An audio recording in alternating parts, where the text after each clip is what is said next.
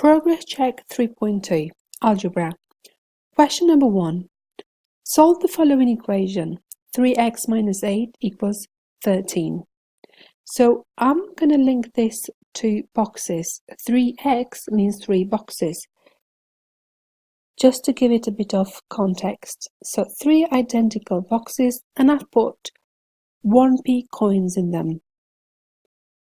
It's the same number of coins in each of the boxes. And I put my hand in the boxes and take away 8 coins.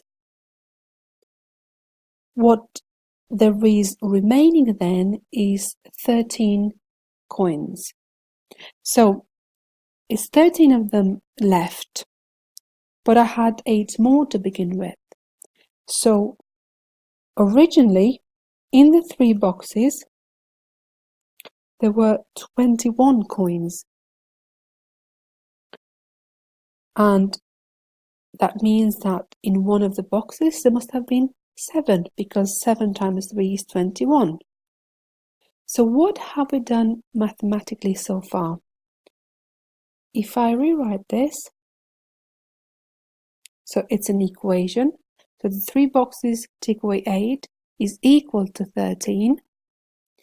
Then what I did, I added 8 to undo this process, and I added 8 as well on this side. So both sides I added 8,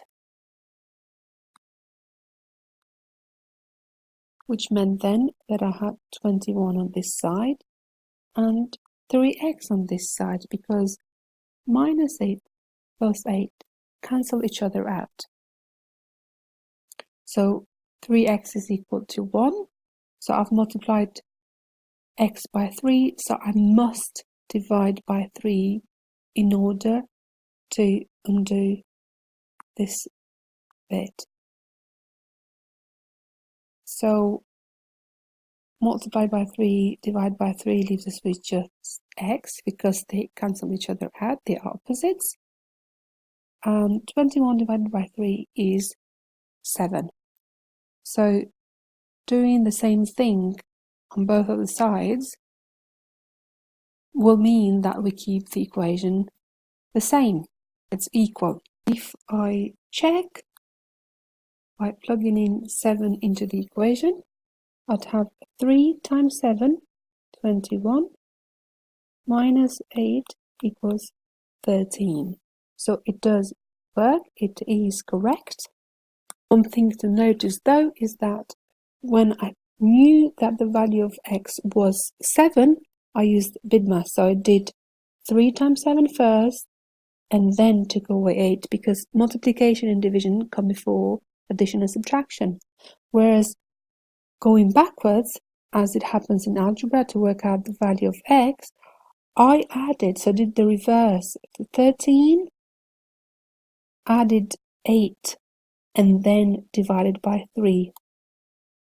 So it's the opposite of BIDMAS. Have another equation to solve. X divided by 7 plus 1 equals 6. So going backwards now, we'll do 6 take away 1. Take away 1 is equal to x divided by 7. 6 take away 1 is 5. So that is still equal to x divided by 7. So x was divided by 7. The opposite of that is multiplying by 7. So we'll go x is equal to 7 times 5, which is 35. Let's see if it works. So 35 divided by 7 is 5, plus 1 equals 6. In the other method of doing the same thing both sides would have gone, right, getting rid of 1 first, doing the opposite of BIDMAS, so minus 1, 6 minus 1 is 5, plus 1 minus 1 cancel each other out, so we have x over 7 equals 5, and so times 7 both sides to undo the 7 leaves us with x is equal to 35. Only need one method to work these out, but sometimes I prefer to go through more than one to help you understand it. We now have to solve the following equation. So we have 9 lots of 2x plus 3 being equal to 63. So since 9 is in front of the bracket, we are gonna multiply 9 by each of the terms, or with each of the terms inside the brackets. So 9 times 2x is 18x, 9 times 3 is 27, and that's equal to 63. So removing the 27, so we do the addition and subtraction first when it comes to algebra, not following BIDMAS, but the reverse of it. So minus 27 both sides. So 63 take away 27 is equal to 36. Plus 7 minus 7 cancel each other out. So we have 18x equals 36. So we'll divide by 18 both sides. That means we have only x on this side, and 36 divided by 18 is equal to 2.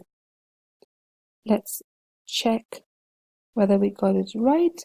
So 2 times 2 is 4, plus 3 is 7, times 9 is 63. So we've got it right. Now we have to solve 2x plus 10 equals 7x minus 20.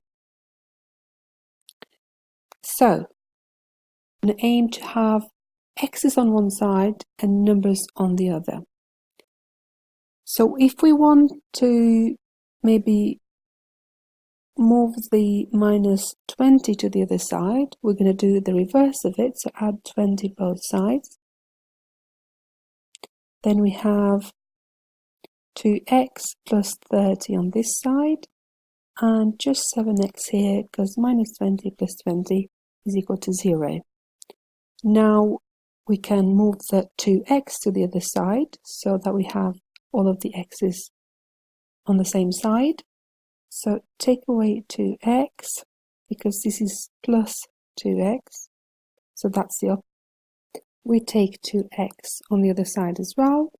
So these two cancel each other out, so we have 30 is equal to 7x minus 2x is 5x. So we've got 5 lots of x, but we just want 1x. So rather than multiply now, we're going to divide by 5 both sides. So these cancel each other out. So we have x is equal to 30 divided by 5, which is equal to 6. The equation to solve. So we have 2d minus 8 is equal to 22 plus 5d. So aiming to have all of the lots of d on one side and the numbers on the other. So I can take away 2d both sides. So I can go minus 2d minus 2d. These cancel each other out. So we have minus 8 is equal to 22. 5d minus 2d is just 3d. Now we're gonna get rid of the 22 or move it to the other side. So it is plus 22 at the moment. So we're going to take away 22 and on the other side as well. So minus 8 minus 22 is minus 30. 22 minus 22 is 0, so that leaves us with just 3d on the other side. Now we want d in its own, so we're going to divide both sides by 3.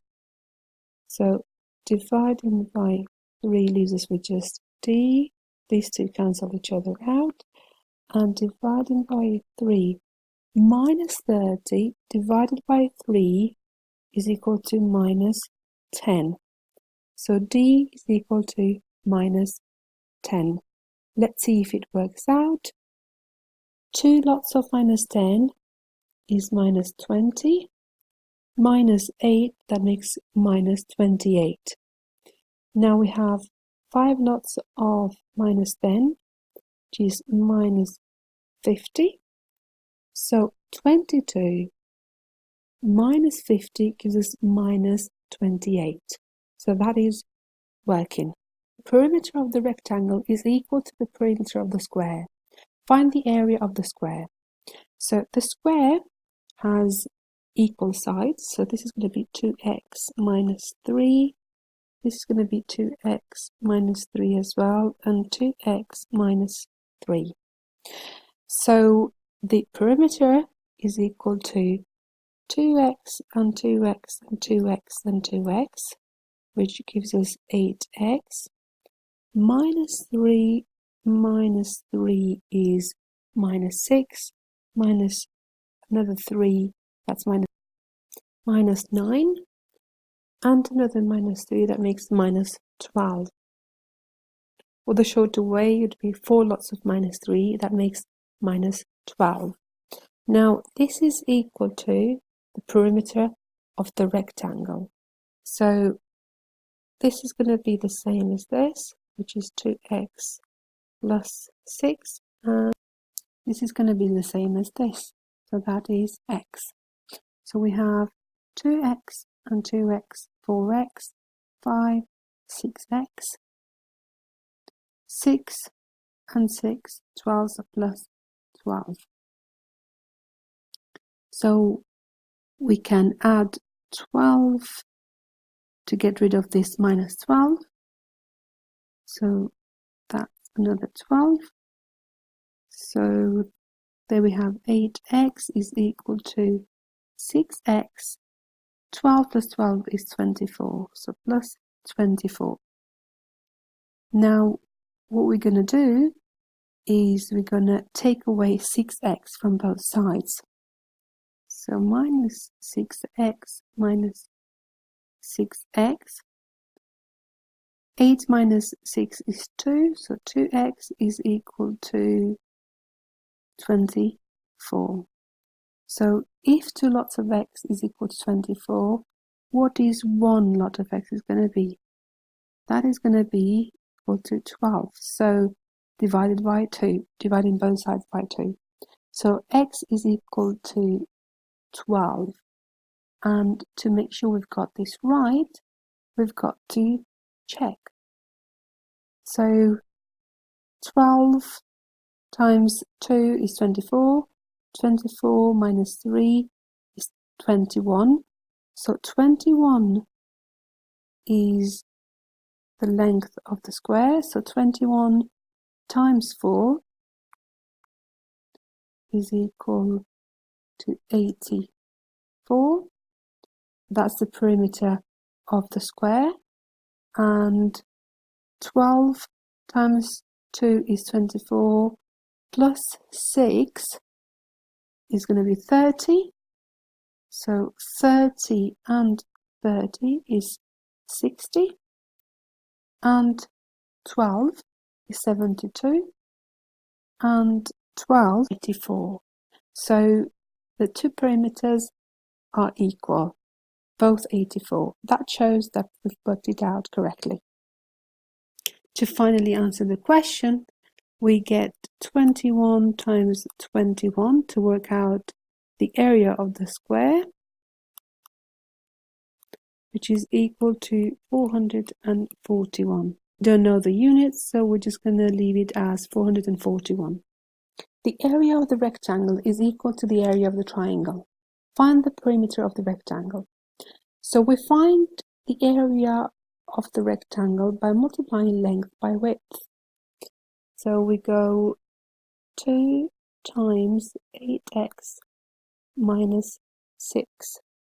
So this is equal to the area of the triangle. Now, how we find the area of the triangle?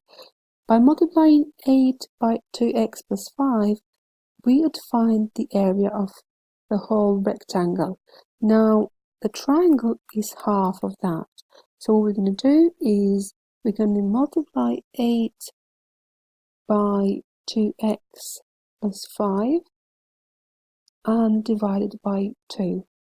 So this means that we'd have two lots of 8x minus 6 being equal to 4, because half of 8 is 4, times 2x plus 5. So we can expand now. So we've got two lots of 8x, which is 16x minus 12 being equal to 8x plus 20. Adding 12 both sides, so we get 16x being equal to 8x plus 32. Taking away 8x both sides, we get 8x here is equal to 32. Now dividing both sides by 8, we get x is equal to 4. So let's see if this is going to work. So 4 times 2 is 8, plus 5 is 13. So 13 times 8 is 104. If we halve that, that gives us 52. Let's see if that's equal to the area of the rectangle. So we get 4 times 8 being 32, minus 6, 26. 2 times 26 is 52. So that shows that x is equal to 4. To finally answer the question, we go 32 minus 6, which was 26, and 26 here, 2 and 2, so we get 26 and 2, 28, and another 28, that makes 56. 56, and we don't know the unit, so we're just going to leave it as 56, which is the perimeter of the rectangle. An integer, which means a whole number. Write down all the possible values of x being greater than minus 3 and smaller than 5 in order from the smallest to the largest. So the smallest value this x can have is minus 2. Then it's minus 1, 0, 1, 2, 3, 4. This does not include 5 because x is smaller than 5. If it was smaller than or equal to 5, in that case, it would be included. Same thing for minus 3. So if we put them in order, they are from the smallest to the largest. In the next question, we've got to solve 4x minus 2 is greater than 18. So we treat this almost the same as an equation. So we're going to add to both sides in order to get rid of minus 2, or move minus 2 to the other side, which becomes plus 2. So adding 2, add 2, that means we are left with 4x on this side. We keep the sign the same direction, or keep the sign the same. That makes 18 plus 2 is 20. So 4x is greater than 20. So one lot of x, which we can work out by dividing both sides by 4, is greater than 5. And let's see. So 4 times 5 is 20, minus 2, that is 18. When x is 5, it would be equal to 18, but we've said that x needs to be greater than 5, or it's going to be greater than 5, so it's going to be 6, 7, and so on. And in that case, the answer would be greater than 18. We have another inequality, very similar to the equations, so we go maybe get rid of minus 9 first. So we'll add 9 both sides. So these two cancel each other out. 5p is smaller than 7 add 9 is 16 plus 7p. So we can move the 7p to the other side. So we're going to have to take away 7p. 5p take away 7p is minus 2p. And we have on this side just 16. So minus 2p is smaller than 16. Now we're gonna divide by minus 2. So if I divide both sides by minus 2, that means that we'd have just p on this side, and we would have minus 8 on this other side. So we've got to also change the sign. So rather than smaller than, it's going to be greater than. Why is that? Because we're dividing by a negative number. Multiplying and dividing by a negative number makes the inequality to change signs. Why is that? So if we have 4 is greater than 2, for example, if I make this minus 4 and this minus 2, minus 4 is going to be smaller than minus 2. So you see how the sign has changed. Or if I have 4 and 2 again, and I multiply both of these by minus 2, so 4 times minus 2 is minus 8, 2 times minus 2 is minus 4. So you see minus 8 is smaller than minus 4. So the signs have changed. So this should be the correct answer. We can plug it in. So minus 8 times 5 is minus 40. Minus 9 is minus 49. And we have here 7 times minus 8, minus 56. Add 7 to that. That's going to make minus 49. So that is correct. We have to factorize x squared plus 5x minus 36.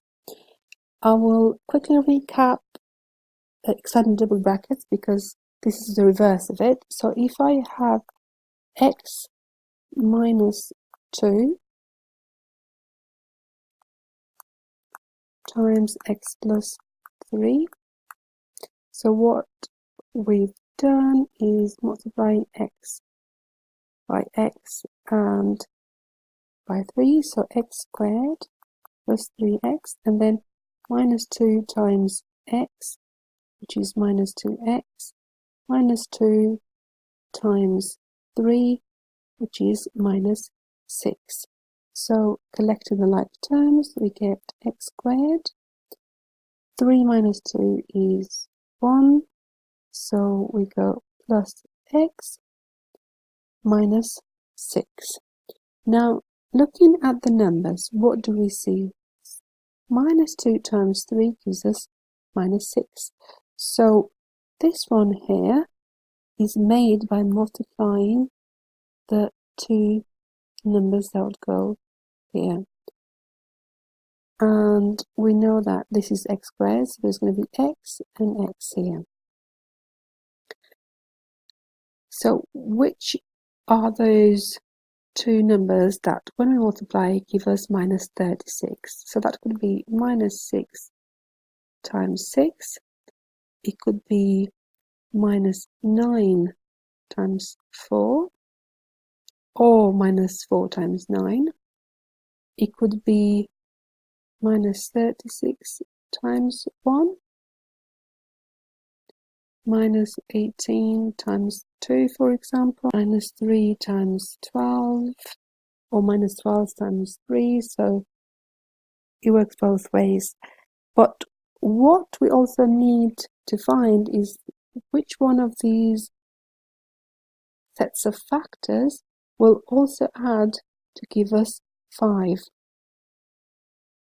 So minus 6 and 6, when you add them together, they don't give us 5. Minus 9 and 4, maybe if we do it the other way around, so we have 9 and minus 4, it can give us 5. So that's probably what we need. So minus 4 plus 9. Let's expand them and see whether this is going to work. So x times x is x squared. X times plus 9 is plus 9x. Minus 4 times x is minus 4x. Minus 4 times 9 is minus 36. Let's collect the like terms. So we get x squared. 9 minus 4 is plus 5x minus 36. This shows that we've factorized this correctly. I'm going to rewrite it here. X minus 4, x plus 9, or x plus 9, x minus 4. Both ways, it's perfectly fine. And we're going to factorize x squared minus 49. So what is different from the previous example that we looked at? So we have an x squared, but we haven't got a multiple of x. So this tells us that it's 0 lots of x. And then minus 49. So you could do it plus 0 or minus 0, it doesn't really matter. So we're looking now for two factors that when we multiply are going to give us minus 49. So this could be minus 7 and plus 7, for example. Could be 49 and 1.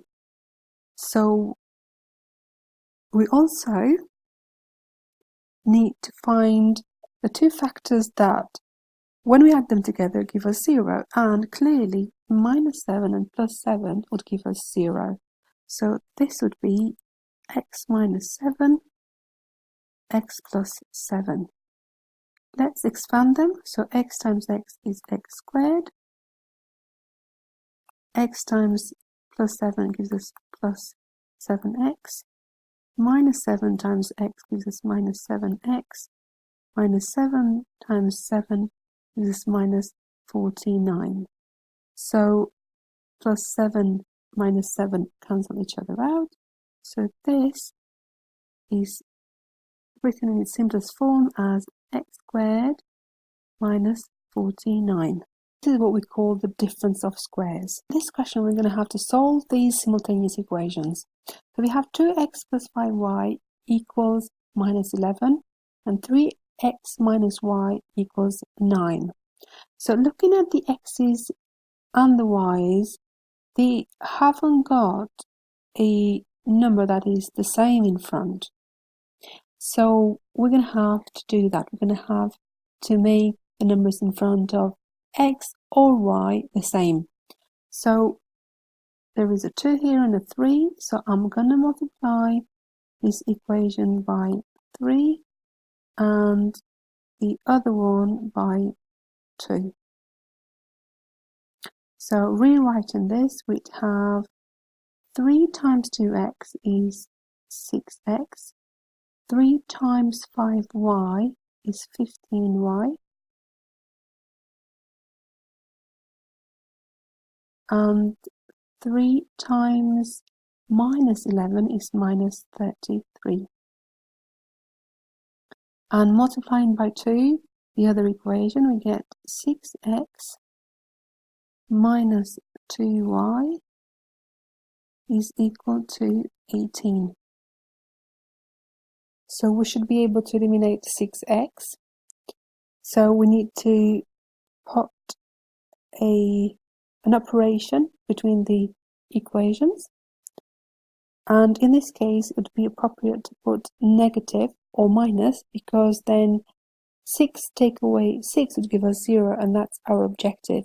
But if we put plus, for example, it's going to give us 12, and it's not going to be very helpful in solving the equation. So in other words, if you see the two terms that you want to eliminate. Like in this case, we have the 6x's. If the signs in front of them are the same, like it happens in here, because there would be two pluses, so plus and plus. If they are the same, then you subtract. So they both begin with the same letter. If they are different, then you add. But if you remember this, then you can remember the other one as well. So we are subtracting. So 6x, take away 6x gives us 0. 15y minus 2y. So 15 minus 2 is 15 add 2, because the two signs next to each other, if they are the same, they turn into positive. So we have 17 here. So 17y is equal to minus 33 minus 18. So there is minus 33 here, minus 18. This becomes minus 51. So dividing both sides by 17 works out that y is equal to minus 3. We got the value of y, but we still need to work out the value of x. So we can take any of these equations that we have here, the 4 of them, and plug in the value of y to work out the value of x. So I'm going to take this one. So we have 3x minus y equals 9. I just picked this randomly, but you could have picked any of them. The numbers in this one seem to be nicer to work with, so that's why I actually picked this one.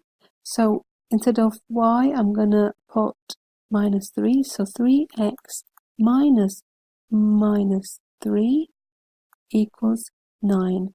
So 3x plus 3 equals 9.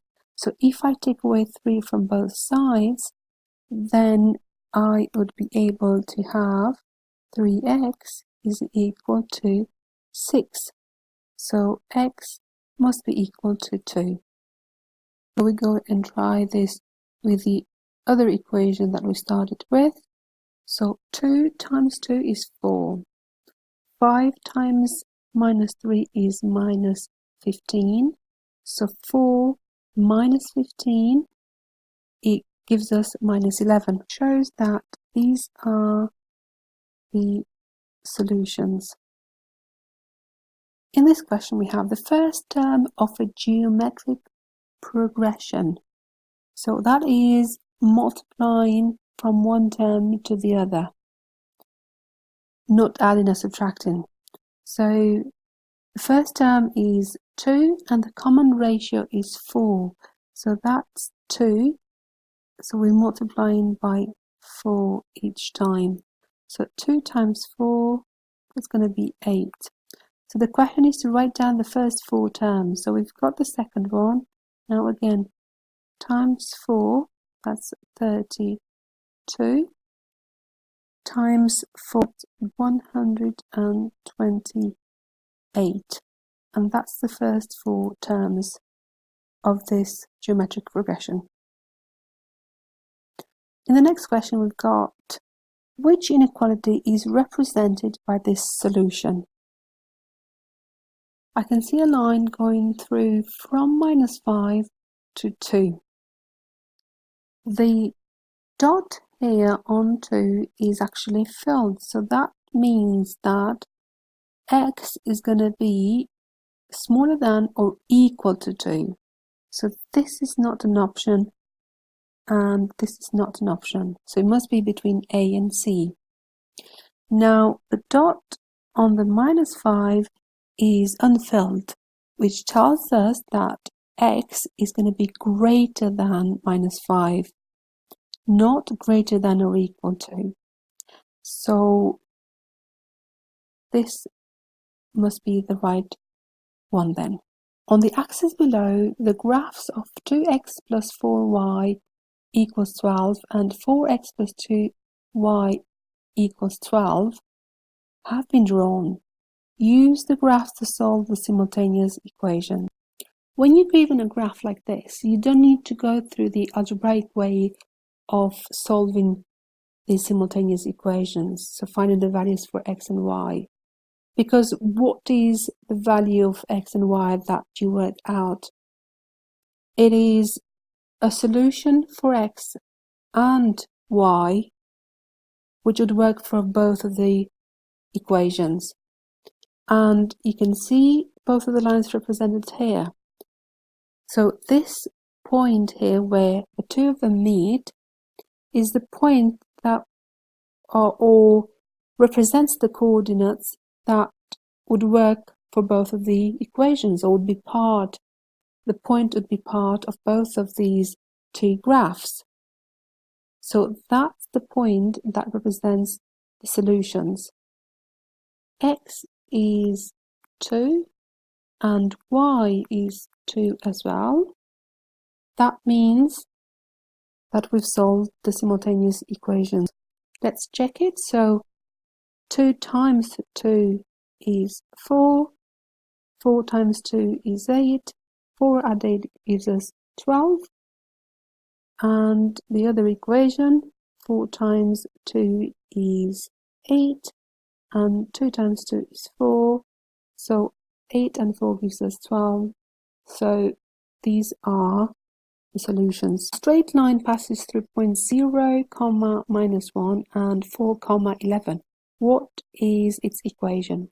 So by having 2 points, we can work out the gradient, because the kind of form or shape of a linear equation is y equals mx plus c, where m is the gradient and c is the y-intercept. At the moment, we don't know what the gradient is or what the y-intercept is, so we can work out the gradient first because we know 2 points. So if this is 0, comma, minus 1 and this is 4, 11, we can work out the gradient by getting the rise over the run, or how high we've gone for a unit across. So we've gone from minus 1 to 11. That's up. So we've gone 12 units up. So 12 over, that's the rise. And the run is from 0 to 4. That is the x's. So 0 to 4. The previous one was the y, minus 1 to minus 11. So from 0 to 4, there would be 4 units.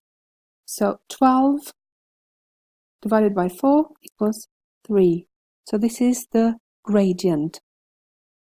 So we can write this as y equals 3x plus c. Now we need to work out the y-intercept, which is denoted by c here. And the way we can work it out is by plugging the values of x and y through the coordinates of any of these 2 points. So I could pick 0 and minus 1, or 4 and 11. So I'll go for 4 and 11. So 4 is the x and 11 is the y. So 11 is equal to 3 times 4 plus c. So 11 is equal to 12 plus c. So taking away 12 both sides, we'd have minus 1 here. So c is equal to minus 1. So I can finally write the equation as y is equal to 3x minus 1. Let's check whether it works with the other point. So for y being equal to minus 1 and x being equal to 0, does this work out? So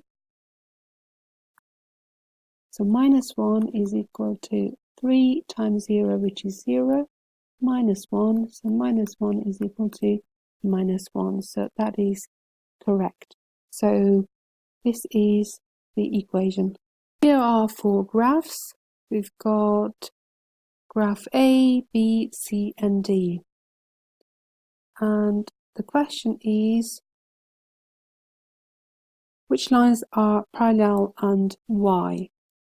So looking at the lines, I can see that line A is parallel to line B. So the distance between these points is equal to the distance between these points, for example. And why are they parallel? Because the gradient is the same. So looking at A and B, they would have the same gradient. So 2y is equal to x minus 2. So y, by dividing it by 2, y is equal to half of x minus 1. So the gradient is the same.